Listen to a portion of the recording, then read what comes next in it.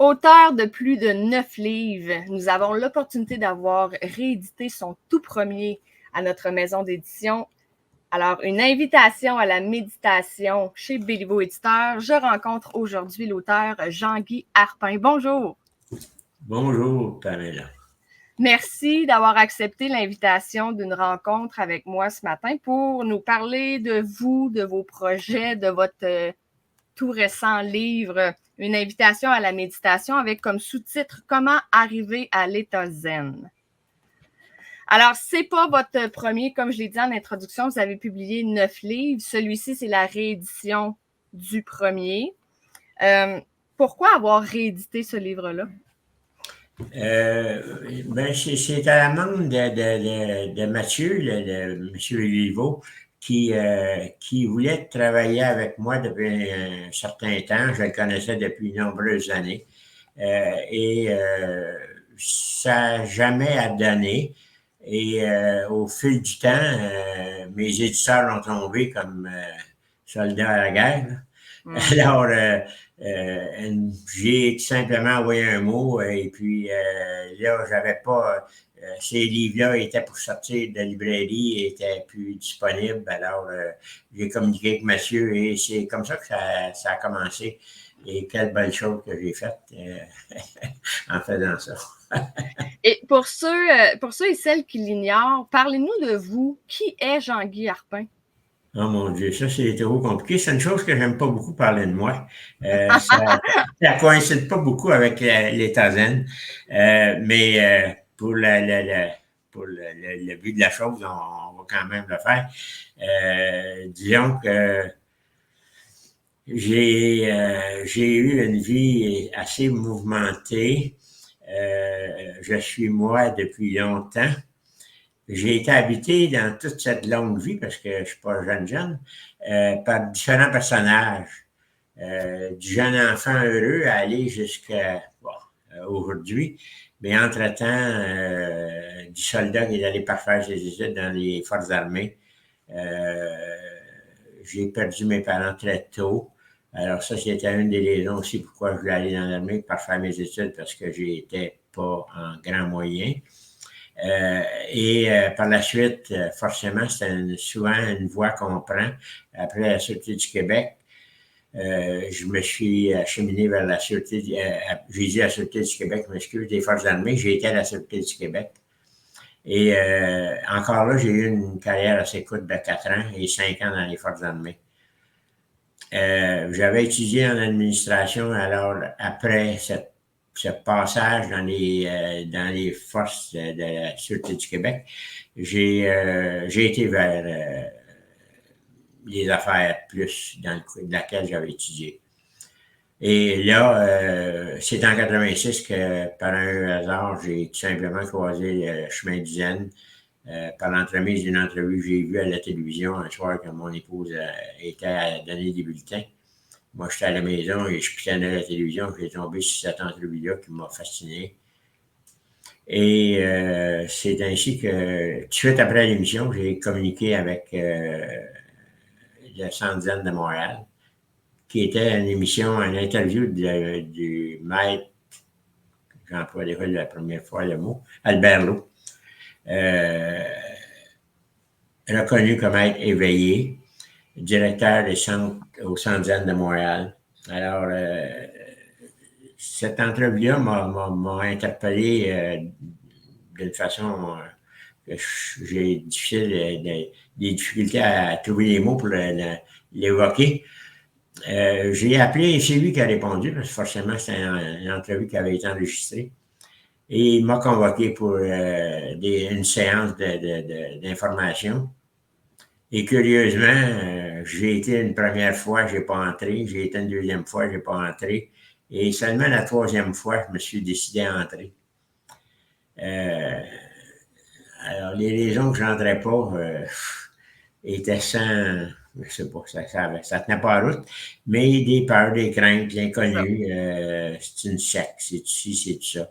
Les questionnements qu'on se pose, souvent en milieu de vie, qui concernent toutes sortes de choses, mais là, c'était assez présent et assez insistant, alors j'osais pas. Mais la troisième fois, il y avait un jeune moine qui balayait l'entrée en asphalte devant le Centre Zen, avec un sourire incrusté à son visage, avec une intensité comme s'il faisait la chose la plus importante au monde. Et tout de suite m'est venue l'idée que je voulais parfaire la balance de ma vie dans cet état-là, dans cet état de conscience-là, dans ce sourire-là, simplement comme ça.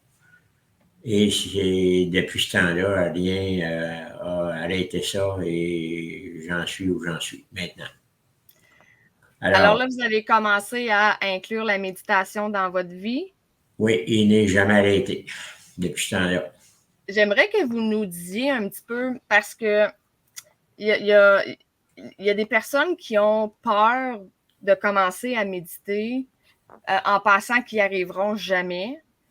Il y en a qui ne le font pas parce qu'ils pensent que ça va prendre beaucoup trop de temps. Il y en a qui l'essaient, mais qui vont de façon trop drastique, fait qu'ils commencent avec une demi-heure ou une heure la première semaine. Fait que j'aimerais ça si vous pouviez peut-être nous aider, grâce à votre cheminement personnel, à comment vous l'avez intégré de façon graduelle dans votre quotidien. Oui, pour moi, ça a été à la séance d'information, on fait une séance de 20 minutes à la suite de la séance d'information et dès ce moment, j'avais la conviction que je venais de trouver ce que je cherchais.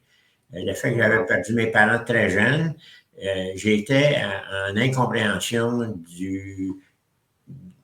de la vie, de la souffrance et de la mort. Ça me hantait. J'étais pas une personne malheureuse, mais dans l'incompréhension totale vis-à-vis la chose la plus importante, la vie qu'on a, celle qui nous habite. Si on n'arrive pas à la comprendre, ça devient lourd. Là. C'est à la limite du vivable. Et en même temps, j'étais jamais malheureux. J'ai jamais été un enfant malheureux parce que j'ai été élevé dans l'amour et puis bon. Alors, j'étais pas malheureux. Alors, la méditation comme telle, il y a un mélange de choses qui nous amène, si vous prenez mon cas, à persister. Parce que c'est souvent c'est ce que j'ai perçu le plus souvent. Les gens ne persistent pas, ils n'attendent pas. Ils veulent avoir un résultat trop vite et en faisant le maximum qui n'est pas nécessairement le bon chemin. J'en ai côtoyé pas mal de gens. Il y a beaucoup de gens qui me suivent maintenant. C'est difficile à expliquer dans le sens que ça revient à la personne seule d'avoir cette foi-là. La foi, c'est une chose qui est en perte de vitesse dans notre monde présentement. Moi, j'ai connu ça parce que je suis né en 40. On avait l'Église très présente dans ma jeune enfance. Mais mon père est décédé, j'avais 13 ans, et après ça, la religion, ça a été fini. Il n'y a plus rien qui s'est fait là. Mais au moment où mon père vivait, c'était là. Alors, cette fois-là, ce qui m'a resté de ça, j'en ai gardé un lien qui, pour moi, jeune, a été la nature, avec mon grand-père, avec un oncle, jeune frère de ma mère, qui avait fait la dernière guerre, 39-45, qui m'a amené dans la nature, qui m'a amené à la poésie. Mon grand-père m'a amené à la nature à sa façon. Alors, la nature a pris le dessus et pour moi, a remplacé le côté religieux, si vous voulez. Et aujourd'hui, j'arrive encore à l'exprimer de différentes façons dans mon écriture, dans plein de choses. Alors, pour en revenir à la méditation, pour que ça dure, c'est sûr et certain que tout d'abord, dès la première rencontre avec un maître, ça ne règle pas le problème de la compréhension parce que c'est toujours sous-entendu. Il n'y a jamais de réponse à nos questionnements. C'est toujours laissé à nous-mêmes, c'est nous qui devons trouver la réponse. Il ne fait aucun travail pour nous, c'est nous qui devons le faire dans sa totalité. dit comme ça, vous allez me dire, ouais, ça n'est pas nécessairement facile, vous avez raison. Il faut avoir cette conviction-là. Et comment on l'a, je ne pourrais pas vous le dire. Je l'ai eu dès le premier moment. Écoutez, je regardais l'émission à la télévision, j'avais l'odeur de la robe qu'il portait, de la robe de méditation qu'il portait. Vous allez me dire comment ça, j'ai toujours eu un bon nez, mais de là à sentir la télévision, vous comprendrez. Hein? Alors, c'est Ouais. une totale incompréhension. Et quand j'ai rentré au Centre Zen, j'ai retrouvé la même odeur. J'ai trouvé la même odeur que j'avais sentie à la télévision. Et c'était la bonne. Alors, comment ça a pu se passer, je ne pourrais pas vous le dire. Je ne peux pas vous l'expliquer plus loin que ça. Mais en même temps, c'est très fascinant quand on s'arrête à ça. Mm-hmm. Parce qu'on ne sait pas où on s'en va. Je ne savais pas tellement où je venais. Alors, je n'étais pas parti pour aller loin là, dans toute ma démarche. J'étais quand même rendu à ce moment-là à un âge assez avancé pour comprendre des choses, j'en comprenais, mais pas les essentiels, je pense. Alors, les gens qui viennent avec moi, qui m'accompagnent, moi, j'emploie souvent le mot accompagnateur au de maître. Au lieu de maître, je ne me considère pas un maître. Il y a un maître qui est en dedans de moi, mais je ne le partage pas nécessairement. Je partage l'homme que je suis. L'intérieur, c'est difficile de le partager. On a assez de misère à trouver le nôtre à l'intérieur de nous que le partager est difficile. Alors, ces gens-là, j'essaie de les convaincre que pour certaines gens, ça va aller très vite. Pour d'autres, ça peut prendre bien des années. Moi, j'ai eu de l'accompagnement avec M. Lowe pour une période de 6 ans. Wow! C'est long et ce n'est pas long. Les gens qui ne sont pas des laïcs en méditation zen, dans la pensée zen, sont souvent en monastère, comme au Japon, par exemple, ou dans les pays asiatiques, ou même en Inde aussi. Et là, ils sont des moines. Ils ont une vie toute différente. Moi, ce qui m'avait fasciné dans ma première rencontre avec M. Lowe, c'est que c'était un père de famille comme moi. Alors, il y avait une femme, il y avait des enfants. Et ça m'avait interpellé. Ça venait de me montrer que dans cette voie-là, on pouvait avoir une vie zen, on va employer le mot comme ça, là, et être un homme dit ordinaire dans le milieu de notre vie, dans le contexte nord-américain dans lequel on est aujourd'hui. J'ai posé la question à M. Lowe si je ne devais pas aller faire un stage au Japon pour une période de 6 mois ou 1 an au maximum. Et sa réponse avait été « Jean-Guy, revenez à votre pratique ». C'était la réponse à toute question en tout temps. Et la seule réponse. Ça doit être choquant au début, par exemple, quand on ne l'a pas encore intégré, de juste se faire répondre. Effectivement, il y a une incompréhension qui s'installe là. Alors, voyez-vous, Ouais. si vous n'avez pas cette conviction-là, que vous êtes au bon endroit pour vous, vous pouvez facilement lâcher. Facilement. J'ai vu je ne sais pas combien de personnes sur une période de 6 ans passer et n'a jamais resté plus qu'1 mois, 3 mois, 6 mois, des fois 1 an, 2 ans, et partir. Le jeune moine C'est dommage, parce que quoi si c'est la persévérance qui va apporter la conviction? Exact. Non seulement la conviction, mais le bien-être ou le mieux-être. Ouais. C'est très long avant qu'on le perçoive parce qu'il y a toujours cette incompréhension-là de la démarche. On n'a pas rien pour nous guider, là, à part cette personne-là qui nous accompagne tout le temps. Moi, ça se faisait d'une drôle de façon. Il y a des façons officielles de le faire, qu'on appelle un Dokusan, qui est une rencontre maître et élève, dans une petite pièce, assis en position du Bouddha, les deux, et qui peut durer 5 minutes, qui peut durer 10 minutes, qui peut durer, vous pouvez avoir des questions, mais les réponses sont toujours courtes, alors ça ne dure jamais longtemps. Et il y a des rencontres qui sont, comme moi, souvent, c'était dans le jardin, où on désherbait le jardin, par exemple, le samedi matin ensemble. Et à chaque fois qu'il y a une rencontre avec le maître, il vous lègue quelque chose. Ça peut prendre un certain temps à le comprendre. Ça peut le comprendre quand vous retournez chez vous dans votre auto. Ça peut se comprendre au réveil un matin, mais ça vient toujours vous donner une réponse. Alors, ça demande une certaine patience. Je peux vous donner un exemple. Un matin, on était désherbé, on était à genoux dans le jardin, et il me dit, quelle chance inouïe, Jean-Guy, j'ai eu encore hier, au pénitencier de Saint-Vincent-de-Paul, de côtoyer ces bonnes gens. Alors, moi qui ai été dans la police, pénitencier de Saint-Vincent-de-Paul, c'est des peines de 2 ans et plus. C'est un centre pénitentiaire, pas une prison que les peines sont moins de 2 ans. Alors, forcément, c'est des crimes majeurs qu'ils ont commis. Ouais. Alors, comment on peut dire ces bonnes gens avec des gens qui ont commis des peines comme ça après? Ouais.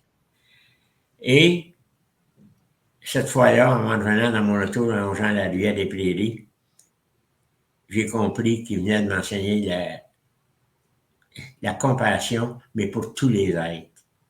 On a tendance souvent à avoir cette compassion-là, mais pour des êtres qui, en guillemets, le méritent, qui ont posé un bon acte, qui ont posé quelque chose de bien. C'est rare qu'on va aller vers. Oui, c'est très rare qu'on va aller vers quelqu'un comme ça qui a fait, peu importe la crime. Alors, si la minute que vous commencez à saisir ce qui vous est transmis, c'est là que le mieux-être s'installe et va en progression. Et sans rien y faire, sans rien penser, sans avoir de but précis, finalement, vous tombez dans ce chemin que vous n'aviez pas choisi, qui était juste d'aller chercher un bien-être, une compréhension à la vie quotidienne, et vous vous ramassez dans un cheminement spirituel qui est bien au-delà de ce que vous aviez pensé, que vous n'aviez même pas dit c'était quoi, et qui est très difficile à mettre en mots et à expliquer. Et souvent, j'ai un cercle d'amis quand même assez restreint, mais j'ai un bon cercle d'amis. Je l'ai agrandi beaucoup quand j'ai rentré dans le domaine du livre. Beaucoup de gens me connaissent, sont des bons amis à moi, me connaissent bien et n'ont jamais adhéré à ce que je suis totalement. Mais dans quel sens? Ben, dans le sens que j'avais l'exemple de Guy Gauthier qui écrit Le mot d'un ami dans mon livre. Vous le lisiez il y a très peu de temps. Alors, Guy il dit lui-même, lui, il n'a jamais adhéré à ça. Lui, il ne croit pas à ça, que la méditation peut nous apporter ce bien-être-là. Mais il va vers les mots comme le moment présent, comme le lâcher-prise. Alors, de me côtoyer et de faire mes corrections de texte avant que je les envoie à l'éditeur, il a quand même gardé des choses qui sont rattachées, si vous voulez, à cette voie-là. Oui. Alors, ça me fait sourire, puis ça me rend très heureux, ça me fait plaisir. Alors, à chacun de trouver sa voie. C'est pas obligé de être celle que moi j'ai choisie. Il y a différentes voies. On peut devenir une personne très heureuse de différentes façons. Mais il ne faut jamais oublier, Bouddha était un homme ordinaire, comme nous, comme vous et moi. Un humain, tout simplement. Et son but au tout début, c'était de trouver une réponse à la souffrance humaine. Et il l'a trouvé à travers la méditation. Mais il a fait des erreurs, des grandes, grandes erreurs avant d'y arriver. Il a été 6 ans médité, presque arrivé à la mort, puis en n'ayant rien trouvé. Alors, mais il n'y avait pas de lien, il n'y avait pas personne pour l'accompagner, pour l'aider. Il faisait ça seul. Alors, c'est sûr et certain que si on n'a pas d'accompagnement pour aller si loin que ça, c'est peine perdue. Mais si on veut juste vivre un peu plus heureux, un peu plus souriant, être bien, regarder dehors en se levant le matin, puis voir la lumière comme un matin, la lumière n'a pas levé quand je me suis levé, là, mais dès que le soleil se lève et la lune le soir avant de se coucher, on est dans un état calme, serein, on est bien. Les peines viennent pareil, ils vont passer, comme les bonheurs viennent puis ils vont passer. La méditation est juste un outil dans le coffre à outils pour nous rapprocher d'un état d'être heureux. Si on va à l'état d'être, c'est un autre cheminement qui est plus long, plus complexe, pas nécessairement plus complexe, pas le bon mot. Plus demandant, peut-être. Demande plus de persévérance à long terme. Persévérance, patience. Mais tout ça, ça demande ça pour la vie de tous les jours?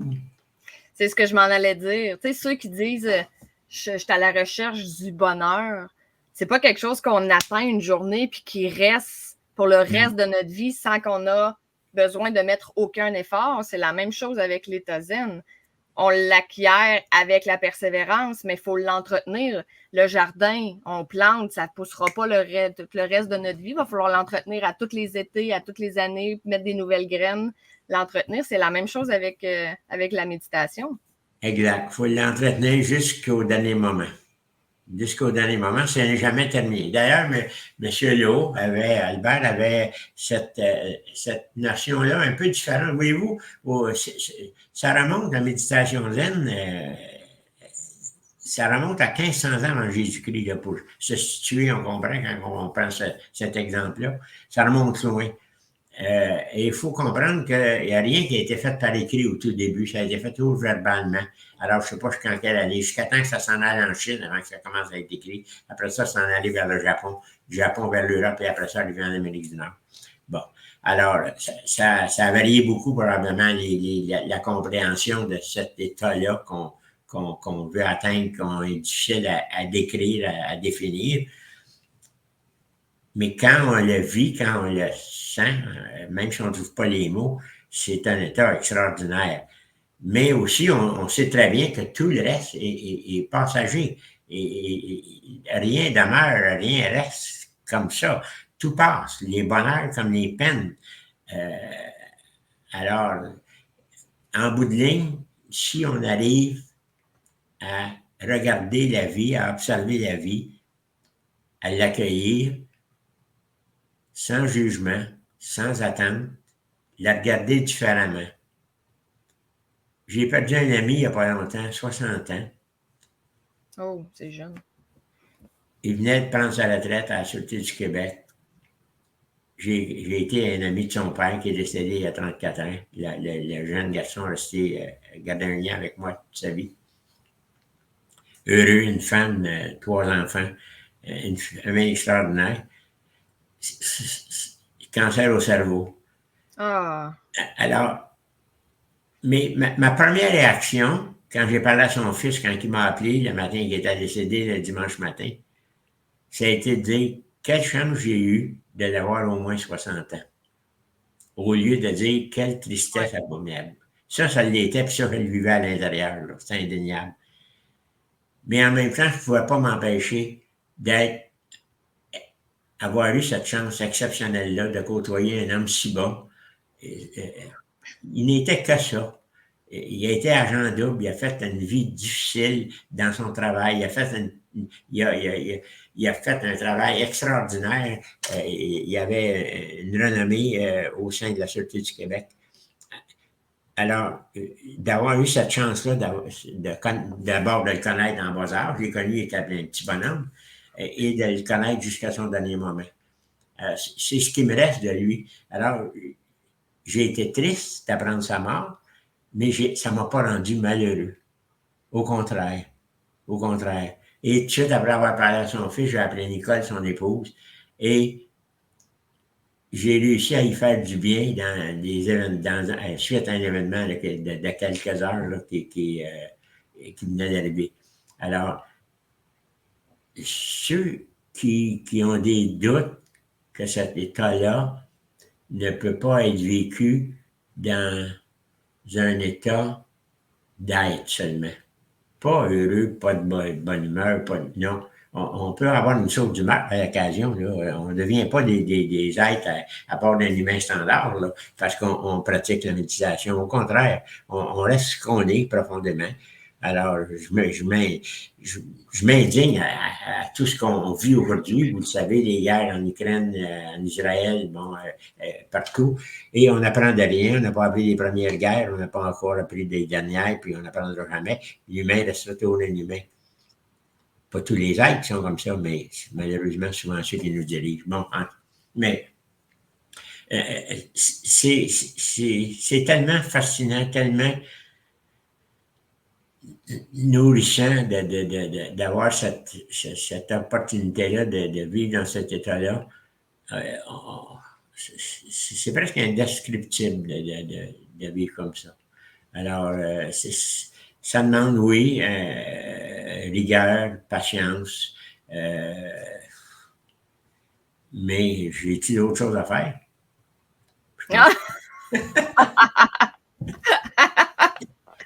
J'aime ça. J'aime ça. Ça me fait beaucoup penser à.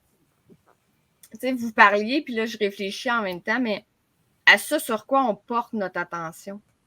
Tu sais, dans le sens où votre ami qui est décédé, si vous aviez porté votre attention uniquement sur votre douleur interne, vous n'auriez pas été capable mentalement d'apprécier, de l'avoir connu, les belles pensées que vous aviez eues. Puis en même temps, quand vous aviez appelé sa femme, si vous aviez parlé avec votre douleur, vous n'auriez pas aidé, vous auriez plus nui parce que vous auriez été dans le négatif, dans la peine. Vous n'auriez peut-être pas apporté autant d'aide et de réconfort à sa femme dans l'état dans lequel vous étiez. Fait que ça me fait beaucoup penser à atteindre cet état-là, mais en faisant attention, en étant conscient de ce sur quoi on porte notre attention. Et ça m'amène, d'ailleurs, ce sera la dernière question, les jugements. Et là là. Ouais, ça, on aurait pu en faire une chronique juste là-dessus, mais personnellement, c'est quelque chose que je suis enseignante de yoga, puis c'est quelque chose que je dis toujours au début de mes cours, de laisser les jugements, de faire une bulle, de mettre les jugements à l'extérieur. Et quand je parle de jugement, c'est oui envers les autres, mais aussi envers soi-même. Et quand on décide d'atteindre ou de travailler pour atteindre l'état zen, c'est une opinion, puis dites-le moi si j'ai tort, mais les jugements, selon moi, sont l'une des étapes les plus difficiles à surmonter, arrêter de juger. Oui, vous avez raison. Je vous raconte une petite anecdote. Au moment où j'étais à la Sûreté du Québec, quand j'ai abandonné, au bout de 4 ans,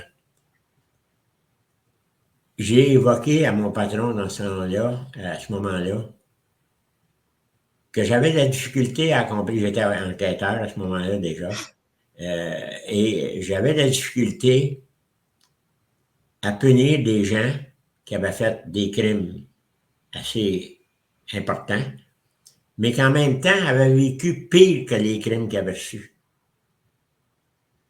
Et là, j'étais toujours en contradiction. Je disais, au lieu de l'aider, on le punit pour avoir vécu une vie qui l'a amené à être l'être qui était devenu, qui n'a jamais souhaité devenir, puis qui n'était pas bien là-dedans, c'est sûr.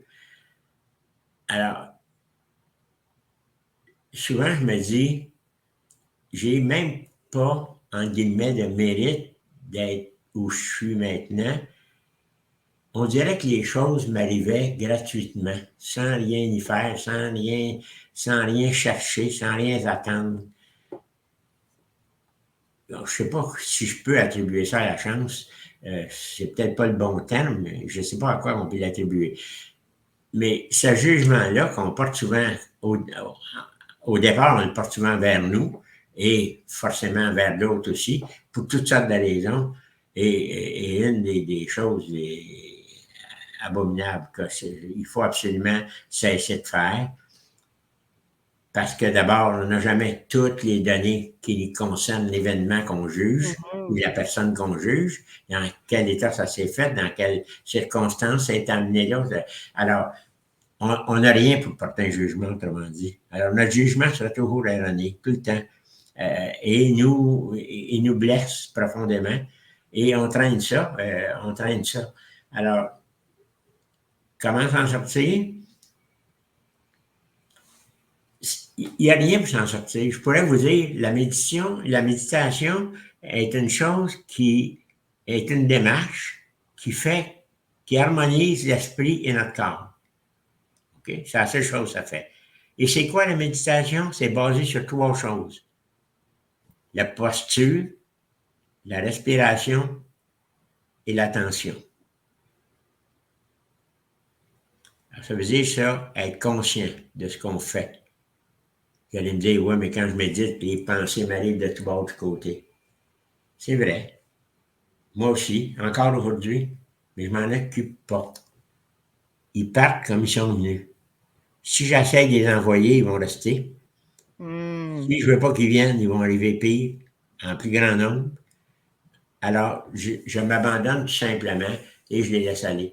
Alors, la même chose dans le jugement, la même chose dans tout ce qui concerne la vie d'un adulte qui nous blesse toute notre vie. C'est cette souffrance-là qu'on parle quand on parle de souffrance en méditation ou dans le zen. C'est pas la souffrance physique. La souffrance physique, on a les systèmes de santé qui s'occupent de ça. Eux autres font le travail.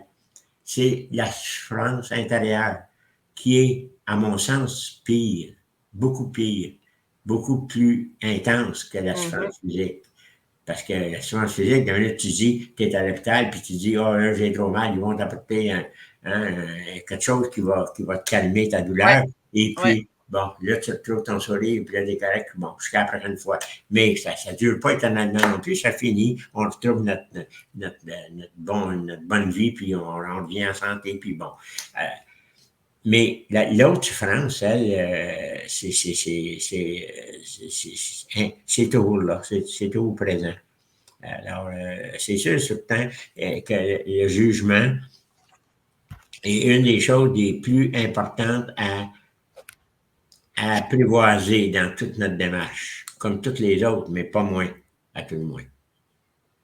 Ça, vous me faites penser, puis là, je pense pas que je vais être assez rapide pour trouver la page, là, mais dans votre livre, vous avez dit une phrase qui m'a marquée.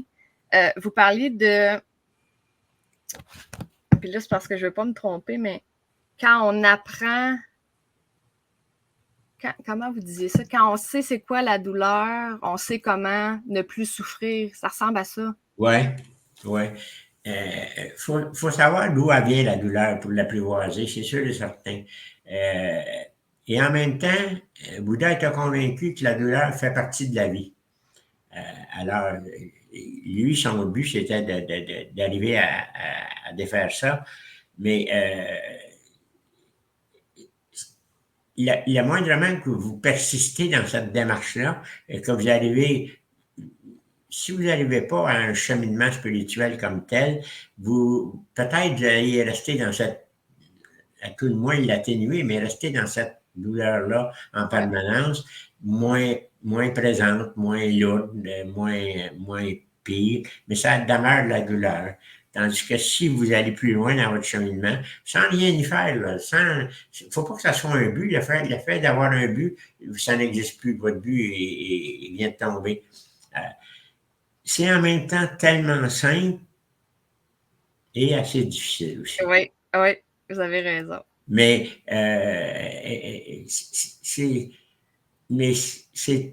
c'est un bonheur.